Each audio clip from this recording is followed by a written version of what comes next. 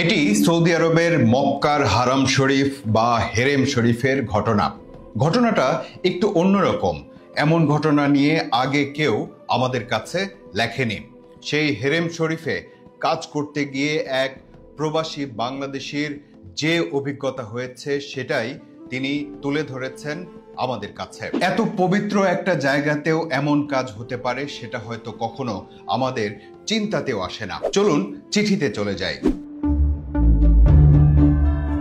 ভাই, সালাম নেবেন। আমি মক্কায় হেরেম শরীফে ক্লিনার হিসেবে কাজ করি। এখানে টাকার বিনিময়ে ভালো জায়গায় ডিউটি দেওয়া হয়। টাকা না দিলে ভালো জায়গায় ডিউটি মেলে না। এই বিষয়ে আপনার সাথে কথা বলতে চাচ্ছি। আমার নামটা প্রকাশ করবেন না, কারণ প্রকাশ করলে আমি সমস্যায় পড়ে যাব। আমি 5 লাখ টাকা খরচ করে সৌদিতে এসেছি। দালাল বলেছিল 15 মাসের আকামা দেবে, কিন্তু এখানে আসার পর 3 মাসের ইকামা দেয়। রিয়াদে 6 মাস বেকার বসেছিলাম। দেশ থেকে কিস্তি তুলে টাকা এনে খেয়েছি।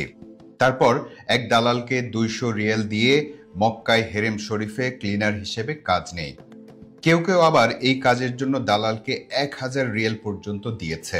এখন হেরেম শরীফে কাজ করলেও কিন্তু আমার বাংলাদেশ থেকে টাকা এনেই চলতে হয় মাঝে মাঝে, কারণ এখানে আমার হাদিয়া পাই না ঠিক মতো।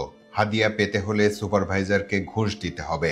যদি আমি মাঠে কাজ নেই তাহলে ঘুষ দিতে হবে 1000 রিয়াল। যদি কাবার গেটে কাজ নেই তাহলে দিতে হবে 1500 রিয়াল। যদি টয়লেটে কাজ নেই তাহলে দিতে হয় 800 রিয়াল। প্রতি মাসে আমার খাওয়া খরচ 300 রিয়াল, রুম ভাড়া 300 রিয়াল, মোবাইল ফোনের খরচ 120 রিয়াল, আকামার জন্য 500 রিয়াল।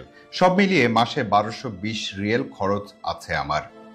এইবার বলেন, 600 রিয়াল বেতন পেয়ে 1220 রিয়াল যদি খরচ হয় তাহলে বাড়ি থেকে টাকা না এনে উপায় কি? যারা হেরেমে নতুন তাদের দিয়ে সব সময় কাজ করায়, আর যারা সুপারভাইজারদের ঘুষ দিতে পারবে তারাই হাদিয়া পাওয়ার সুযোগ রাখে। হেরেমের সুপারভাইজাররা সবাই পাকিস্তানি। টাকা দিলে তারা ভালো জায়গায় ডিউটি দেয়, না হলে সব সময় কাজ করাতে থাকে। বেশি কথা বললে চাকরি থেকে বের করে দেবার ধমক দেয়। এভাবে চললে আমরা কিভাবে কাজ করব বলেন? আমার তো খাওয়ার টাকাই থাকে না, ঘুষ কোথা থেকে দেব? আর আমি যদি এই বিষয় নিয়ে দায়িত্বে থাকা সৌদিদের বলি তাহলে হয়তো সুপারভাইজার আমাকে মিথ্যা মামলা দিতে পারে। তাই আমি চাচ্ছি আপনি ভিডিওটা এমনভাবে তৈরি করেন যেন সৌদি সরকার বিষয়টি জানতে পারে। মক্কার মতো জায়গায় যদি এইভাবে চাঁদাবাজি চলে তাহলে ব্যাপারটা দুঃখজনক। বিষয়টা নিয়ে আপনি যদি একটা ভিডিও বানান তাহলে এই ভিডিওটা বাংলাদেশে যে সৌদি রাষ্ট্রদূত আছে উনি হয়তো তদন্ত করার জন্য সৌদি আরবে কাউকে বলবেন। তখন হয়তো এই দুর্নীতির সমাধান হবে। হেরেম শরীফের সুপারভাইজাররা এত ঘুষ খায় যে শয়তানও হয়তো এত ঘুষ খেতে পারে না। আমাদের বিশ্বাস ওই হেরেম শরীফ বা মসজিদুল হারাম এলাকায় আরো অনেক বাংলাদেশি পরিচ্ছন্নতা কর্মী হিসেবে কাজ করেন।